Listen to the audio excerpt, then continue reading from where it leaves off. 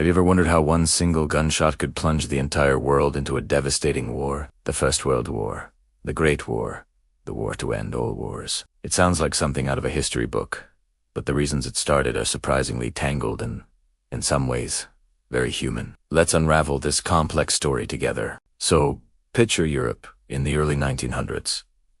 It's not one big happy family. Instead, it's more like a neighborhood where everyone is secretly building bigger fences and polishing their weapons. This is our first big clue. A massive arms race. Countries like Britain and Germany were in a naval race, each trying to build more battleships than the other. On land, Germany, France, and Russia were expanding their armies at an alarming rate. It created an atmosphere thick with suspicion. Everyone was preparing for a fight, and when you prepare for a fight, it often finds you. Then, you have the alliances.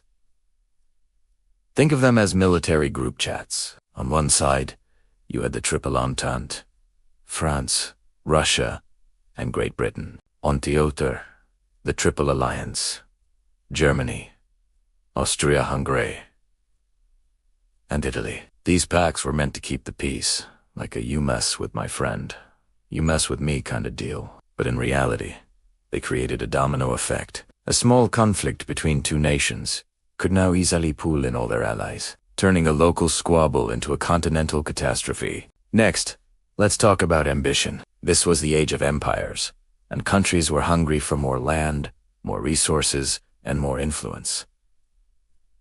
This is imperialism. European powers were competing for colonies in Africa and Asia, and these rivalries abroad spilled back into tensions at home. It was a global game of monopoly, but with real territories and real lives at stake. Finally, there's nationalism. This isn't just about loving your country. In the early 20th century, it was an intense, often aggressive force. Many ethnic groups within large empires, like the Austro-Hungarian and Ottoman empires, dreamed of having their own independent nations. Serbs wanted to unite all Slavic peoples, and this desire for self-determination created a powder keg in the Balkans, a region in southeast Europe just waiting for a spark. And that spark came on June 28, 1914. Archduke Franz Ferdinand of Austria-Hungary was assassinated in Sarajevo by a Serbian nationalist. Austria-Hungary, furious, saw this as a direct attack by Serbia. They issued an ultimatum, a list of demands so harsh that Serbia couldn't possibly accept them all. When Serbia refused,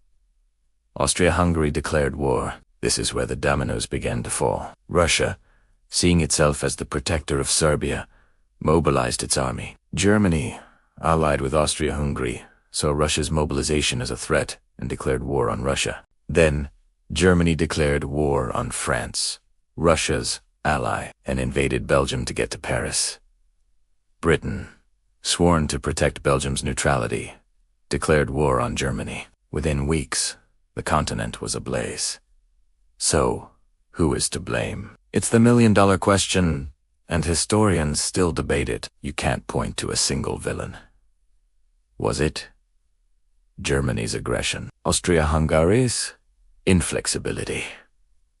Russia's quick mobilization? Or was it the whole system, the alliances, the arms race, the imperial ambitions that made war almost inevitable? The truth is, it was a collective failure of diplomacy, a perfect storm where leaders, driven by fear, honor, and ambition, made a series of catastrophic decisions that led the world down a path to destruction. The story of World War I is a powerful reminder of how easily mistrust and nationalism can escalate. Thanks for watching and exploring this crucial moment in history with us. If you found this interesting, don't forget to hit that like button, subscribe, and ring the bell so you won't miss our next deep dive into the past. See you next time.